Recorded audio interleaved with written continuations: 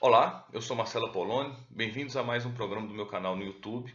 E eu estou acompanhando, assim como todos os brasileiros e todo o mundo, o segundo turno das eleições presidenciais aqui no Brasil, entre o candidato PT, Fernando Haddad, e o candidato PSL, Jair Bolsonaro.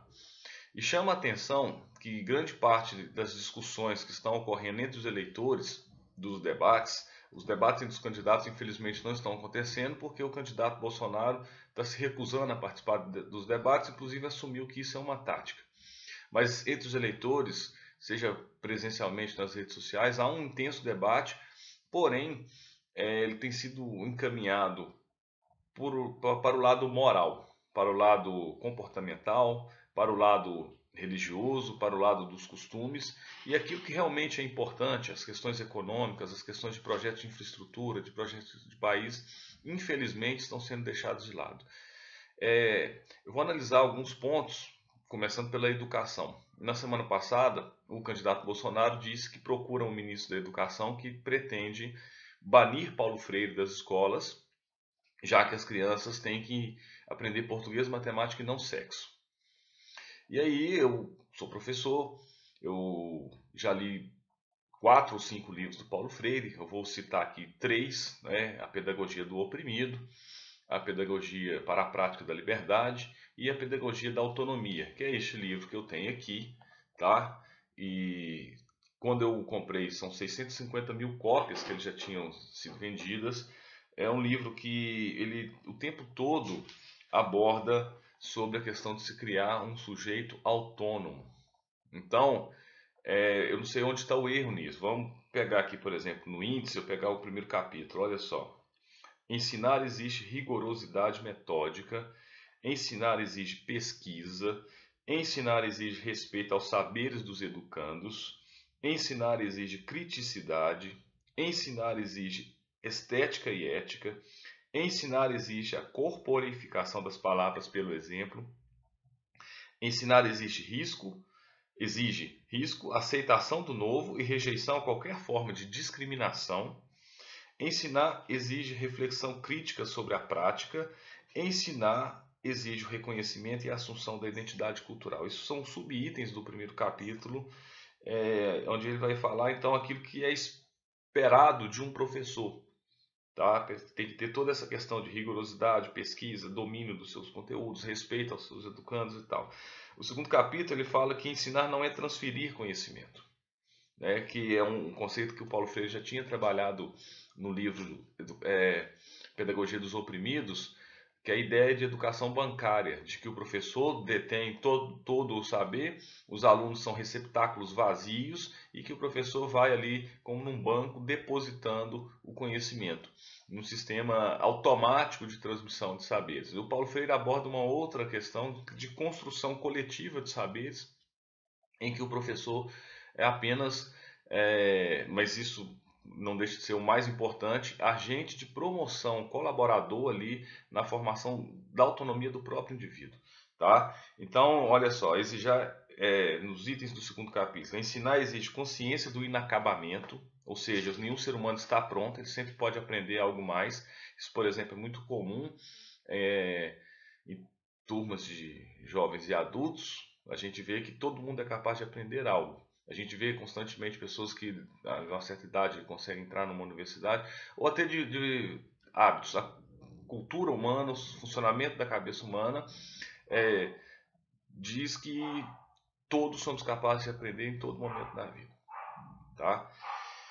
Segunda questão do segundo capítulo: ensinar exige reconhecimento de ser condicionado. Ensinar exige respeito à autonomia do ser do educando, exige bom senso, humildade, tolerância, luta em direito dos defeitos dos educadores, exige apreensão da realidade, exige alegria e esperança, exige a convicção de que mudança é possível e exige curiosidade. Quem não tem curiosidade não tem interesse em saber novos conteúdos, saber novas visões de mundo. Então, é, vocês estão vendo aqui a estrutura do livro do Paulo Freire. Tá? E o terceiro capítulo e o último, que ele vai falar sobre a exigência de comprometimento de quem está conduzindo o processo educativo, segurança, competência profissional, é, compreender que a educação é uma forma de intervenção no mundo, liberdade, autoridade, tomada de decisões, enfim. E querer bem aos educandos, ele fecha isso. Então, o livro Pedagogia da Autonomia, do Paulo Freire, tá? Também conheço Pedagogia do Oprimido, que ele coloca muito essa questão da educação aqui. Ele fala, então, o tempo todo de formar sujeitos autônomos, sujeitos capazes de pensar por si mesmos. E que nós, professores, temos que reconhecer que nós não somos donos da verdade, que nós temos a tarefa de auxiliar o aluno a reflexão crítica, a busca de leitura. E aí a autonomia começa lá na infância, na primeira infância, na pré-escola, em que as primeiras ações de autonomia são complementares àquilo que os meninos, as crianças já têm em casa, que é saber ir ao banheiro sozinhas, conseguir se alimentar, colocar seu material dentro da mochila, de forma que a criança lentamente ela vai adquirindo autonomia para poder sobreviver. A questão da pedagogia do oprimido, ele coloca muita questão de classe, de que de nada adianta uma educação se a educação não for libertadora. E aí nós vamos lá no conceito do iluminismo, a libertação das mentes. A educação só tem sentido se for para você abrir sua cabeça para o mundo, se for para você compreender tudo em que você está inserido, o sistema econômico, social que está à sua volta. Então, e de certa forma nós somos oprimidos por um sistema de tradição, um sistema econômico, um sistema social, e aí nós temos que entender e fazer esse diálogo, que Paulo Freire insiste muito nessa palavra diálogo, né, e não uma imposição, como eu já disse anteriormente, essa questão da educação bancária, o diálogo, é uma relação dialógica entre professor e aluno. Educação para a prática da liberdade vai no mesmo sentido, tá? de que a educação é uma ferramenta, um instrumento para formar indivíduos livres. Então, preocupa muito essa questão, e isso eu estou vendo nas manifestações de 2014 para cá, principalmente, o segundo turno das eleições de 2014 também foram bem tensos entre o Aécio do PSDB e a Dilma do PT, e nas manifestações que se seguiram exigindo o impeachment da Dilma, com pessoas com cartazes, faixas pedindo o banimento de Paulo Freire aqui no Brasil, sendo que ele é reconhecido internacionalmente, é o terceiro autor mais citado da Faculdade de Educação em todo o mundo, super respeitado, e em nenhum momento ele fala que tem que ensinar sexo para as crianças, tá? Só que para quem não lê, pega. E isso é um problema que a gente está percebendo nessa educação. Desculpa, nessas eleições. O candidato fala uma besteira, as pessoas não têm a curiosidade de ir e comprar livro. Aliás, comprar livro não é um hábito do brasileiro, infelizmente. Tá? Eu já ouvi várias vezes de pessoas, quando eu falo que gasto 500, 800, R$1.000 por ano comprando livros, as pessoas me chamam de maluco. Vocês estão vendo aqui atrás de mim uma estante cheia de livros. Eu vou pegar alguns, inclusive, que estão sendo super contestados. Aqui acima de mim tem outra na minha frente. E tem um armário aqui ao lado também que está cheio de livros. Outro livro que tem sido falado pelo candidato Bolsonaro é o Estatuto da Criança e do Adolescente. Ele disse recentemente que o Estatuto da Criança e do Adolescente tem que ser rasgado e jogado na latrina. E eu tenho aqui também, tá? O Estatuto da Criança e do Adolescente, vocês podem ver, olha. Ele tem quase 300 páginas, tá? E ele tem algumas questões ligadas a direitos e deveres. E aí, qual que é a questão do ECA? No senso comum, a maioria das pessoas acreditam nisso, é que o estatuto protege a criança que se torna delinquente. Seria isso, na cabeça de tudo mais. Então nós temos que reduzir a maioridade penal, rasgar esse livro que é uma porcaria, de forma que a criança que cometeu um crime vai ser punida de forma exemplar, né? Então, nós temos algumas pessoas no Brasil que desejam a volta da Idade Média, que se coloque forcas, fogueiras em praça pública para punir aquelas pessoas que porventura desviam, cometem crimes, e para alguns pelotões de fuzilamento e afins. Mas vamos lá, olha só. O Estatuto da Criança e do Adolescente, ele trabalha várias questões. Os direitos fundamentais da criança, direito à vida, saúde, liberdade, respeito, dignidade, direito à convivência familiar e comunitária, algumas disposições gerais. Ele coloca no caso de crianças que ficam completamente órfãs, vai definir como é que vai ser critério de adoção, tutela, guarda, a questão da educação, cultura, transporte, lazer, de novo, esporte, desculpa, proteção no trabalho, né, o caso dos jovens aprendizes que tem uma legislação específica para eles. E aí tem um capítulo específico, autorização para viajar,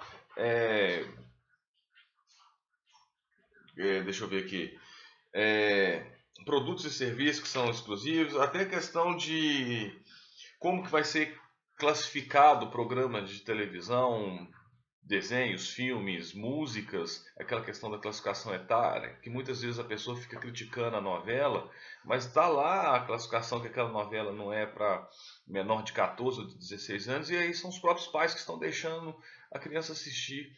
Está lá a classificação da música, às vezes, né, um funk proibidão, que eu particularmente não gosto, mas eu sou radicalmente contra a censura. Eu acho que cada um escuta aquilo que quiser, mas se às vezes a música é destinada a uma faixa etária, a criança que está assistindo incentivada pelos próprios pais. E aí este capítulo, que é das medidas pertinentes aos pais ou responsáveis, ele é extremamente negligenciado. Então, se a sociedade conhecesse de fato o que é o Estatuto da Criança e do Adolescente, a sociedade ia buscar que ele fosse cumprido. Porque, na verdade, se ele fosse cumprido, grande parte dos nossos problemas estariam resolvidos. Então, esse capítulo que eu vou chamar a atenção, que é, né, vou marcar a página dele aqui, ó, das medidas pertinentes aos pais ou responsáveis.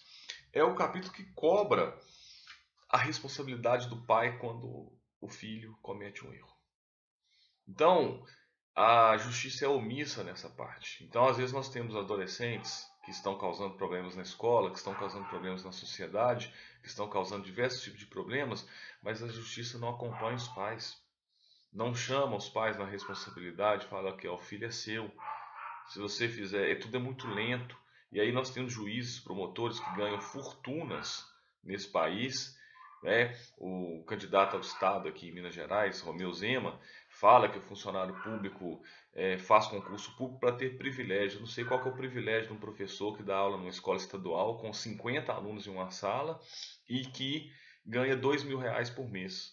Privilégio quem tem são os servidores públicos do setor judiciário, que isso fique bem claro. E ele não tem falado nada na campanha dele. Mas então o setor judiciário é falho nessa questão, porque poderia fazer um acompanhamento mais próximo dos pais, das famílias, das crianças e dos adolescentes que estão causando problema. Isso não é feito. Tá?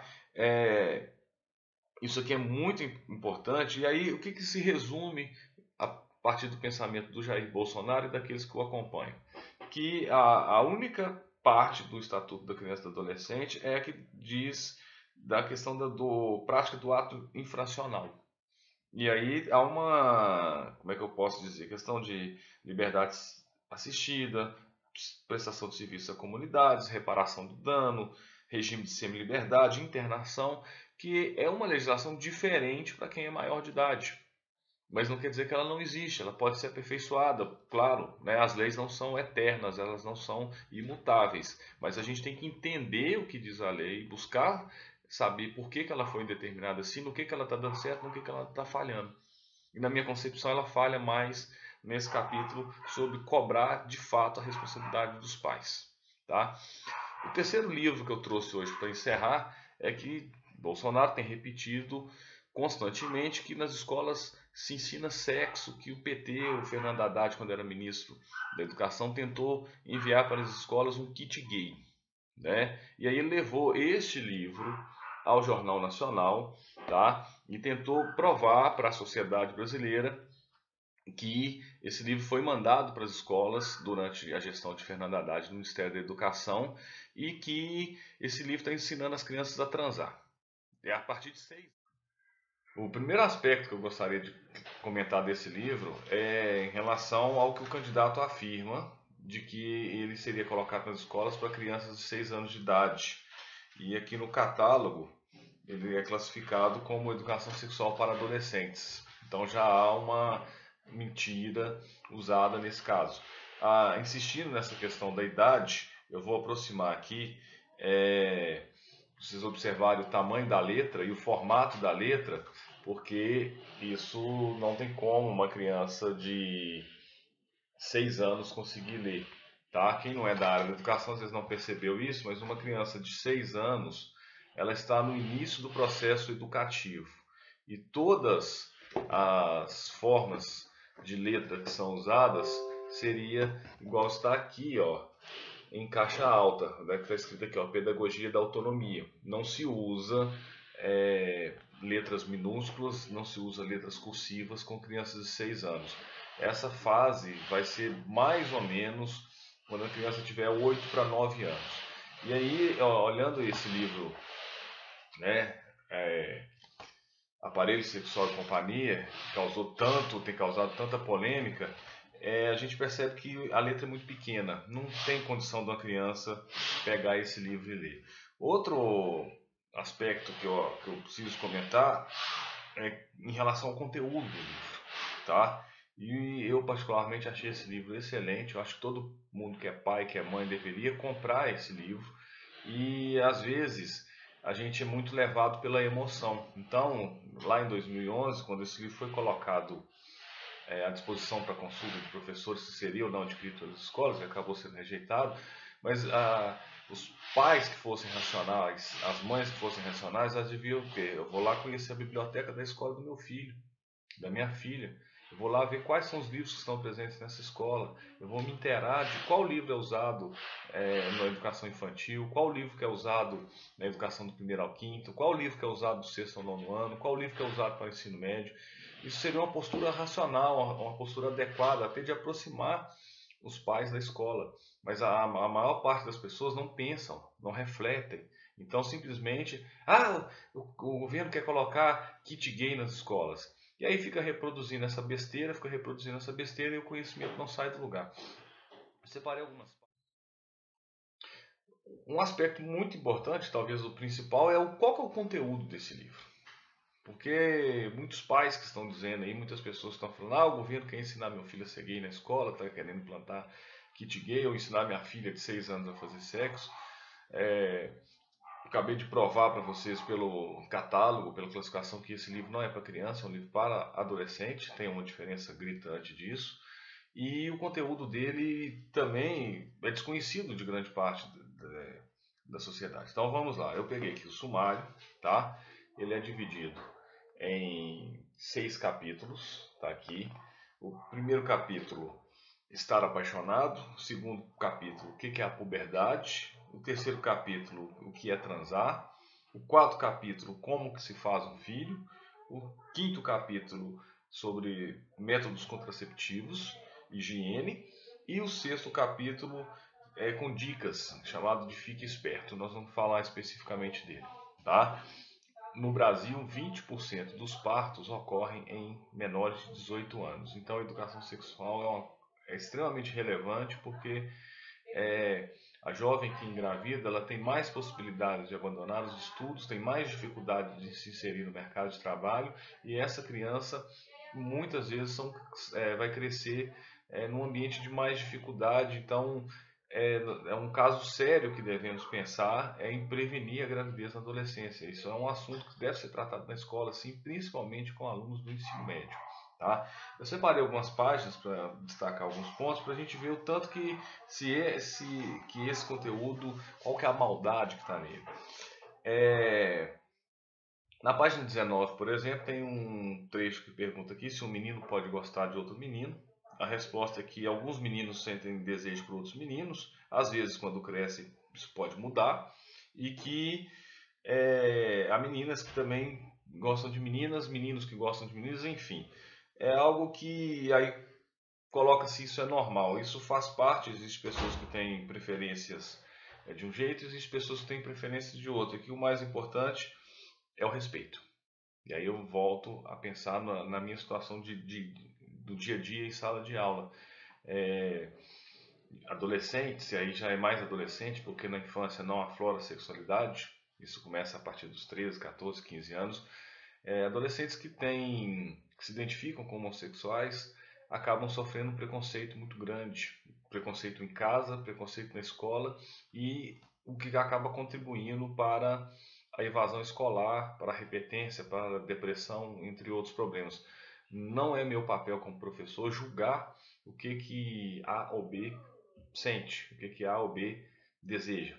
Isso não é meu papel. Meu papel é orientar que todos se tratem com respeito, acolher a todos e pensar que, seja o adolescente heterossexual, seja o adolescente homossexual, todos, dentro da instituição escolar, precisam passar por um processo de formação acadêmica, científica, de forma que possam se inserir com mais facilidade na sociedade quando chegarem à idade adulta. Essa é a minha preocupação, tá? Mas isso aqui é uma coisa que não está ensinando ninguém a ser gay. Está simplesmente dizendo que uns têm os desejos de um jeito, outros têm desejo de outro jeito, e que não se pode classificar um como normal e o outro como anormal.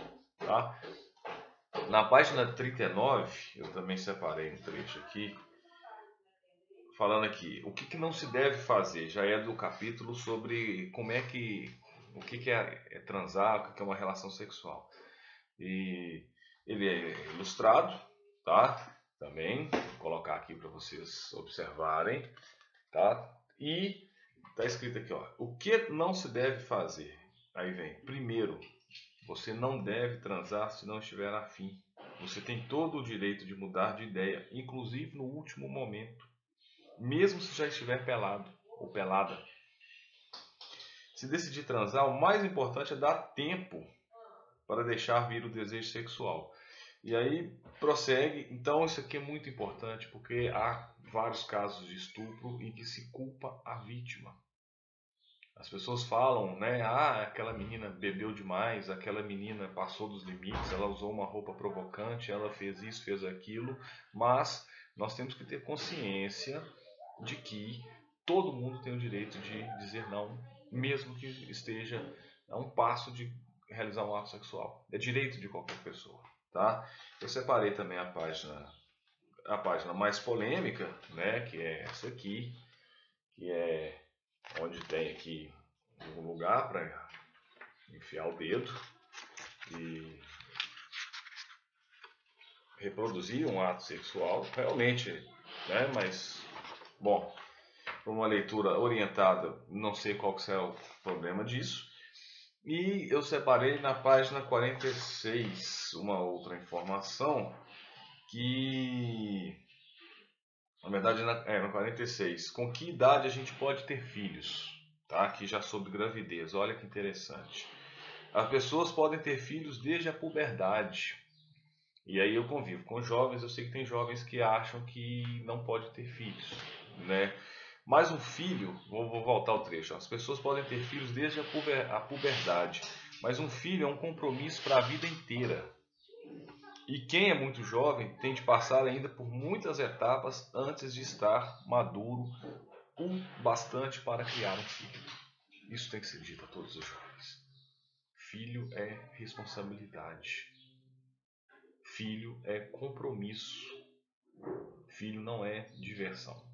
Então, isso é importantíssimo, essa mensagem aqui, tá? E aí continua com outras partes falando e tal, mas eu separei essa especificamente porque é importante que todo mundo saiba como se gera um filho, principalmente a partir da idade fértil. Eu lembro que eu, como tem 12 anos que eu estou na sala de aula, em todos os anos eu tive pelo menos uma adolescente que engravidou.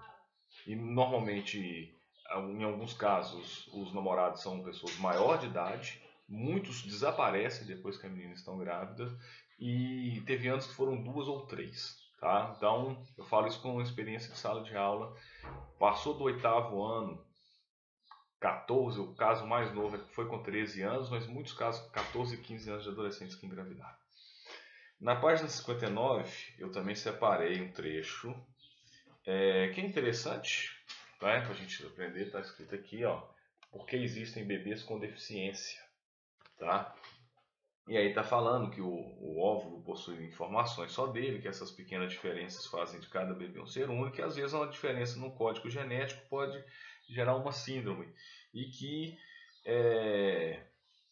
outras deficiências, outros problemas não são gerados pelo código genético, mas por alguma doença que acometeu a mãe ou o pai também, e que pais e educadores devem ensinar essas crianças a conviver com a deficiência e,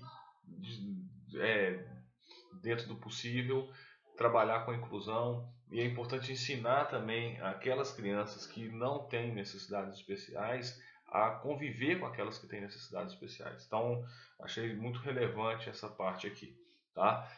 Na página 72 eu também separei o trecho. Tá. Aí sim, para fechar, 72 e 3, né? Que é a página mais importante que eu achei nesse livro. Tá aqui, ó. Fique esperto e precisando de ajuda. Então, veja só. O Fique Esperto explica o que é pedofilia. Coloca que, inclusive, os pedófilos são perigosíssimos, porque tentam intimidar as crianças ou adolescentes para poder abusar sexualmente delas. A pedofilia é crime, e se um adulto tentar te tocar de uma forma que você não quer, conte imediatamente a um outro adulto em quem você confie. Isso aqui é fundamental.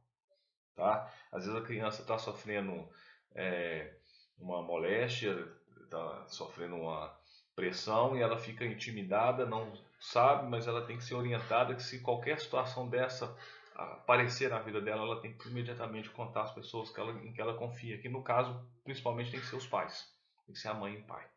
Tá? Outra coisa que é muito importante para a orientação, como a gente sabe que um gesto não é normal. Há gestos de afeto que a gente sempre faz e que são perfeitamente normais, mas se mesmo que bem no fundo do coração você tiver a impressão de que um adulto fez um gesto que não deveria, avise sem falta outro adulto. A melhor maneira de saber se tem alguma coisa errada é perguntar. Muito importante isso. Tá? E outra coisa, e se eu tiver uma dúvida, tá aqui, quando você tiver alguma dúvida sobre qualquer coisa, sobre sexualidade, sobre gravidez, sobre doença, sobre saúde, sobre como é que funciona o seu corpo, como é que funciona o corpo das outras pessoas, está escrito aqui, ó, quando você tiver alguma dúvida, você deve falar com alguma pessoa. Se você não puder conversar com alguém da família, pode telefonar um dos centros que protege as crianças, mesmo que só para fazer perguntas. Os conselhos tutelares, os postos de saúde, né? Tá aqui. As pessoas que trabalham nesse centro já estão lá para ajudar. Você pode ligar para se informar e nem precisa dizer seu nome. Mas nunca passe um trote, porque isso ocupa o tempo da pessoa que poderia estar atendendo uma outra pessoa necessitada. E isso já aparecia mais atrás aqui no início do livro sobre com quem eu tiro dúvidas sobre sexualidade, sobre as coisas, e estava falando que o mais importante era conversar com os pais. Tá? E na última página, preciso de ajuda, tem aqui, ó, informações úteis, né? Pode olhar aqui, que é o Disque 100, o número de telefone que a gente pode recorrer 24 horas por dia, 7 dias de semana, em caso de alguma criança que está sofrendo algum problema, e a ouvidoria do Ministério dos Direitos Humanos. Então nós temos que, inclusive, a gente tem conhecimento na escola que pode ser usado para retirar vídeos de pornografia infantil do ar. Então, isso é muito importante. Esse livro eu achei ele sensacional. Ele deveria estar presente sim nas bibliotecas das escolas, com restrição de idade. Essa restrição poderia ser dialogada entre comunidade, pais e escola. Eu acho que quando a gente tem algo que é desconhecido na nossa frente, a gente não deve simplesmente tem que proibir. Vamos sentar as partes que estão envolvidas e tentar chegar em um consenso.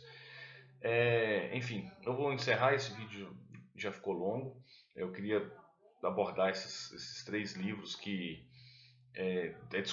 são desconhecidos de grande parte da população, e dizer que eu estou muito preocupado com o caminho que a gente está tomando, porque parece que o conhecimento no nosso país não tem valor. A gente está caminhando para uma idade das trevas.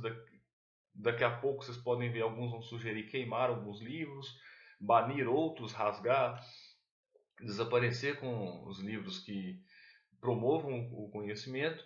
E aí eu convido a todos que se interessaram, procurem esses livros ou qualquer outro que vocês verem falando e criar polêmica. É muito fácil você comprar um livro hoje pela internet. Eu acho que é um hábito que a gente tem que ter, é conhecer as coisas. E agradeço pela paciência de quem chegou até aqui. Ajudem a divulgar, compartilhe o vídeo, tá? Inscrevam-se no canal e até a próxima. A gente vai tentar fazer uma nova contribuição para a reflexão sobre os problemas do país. Até mais.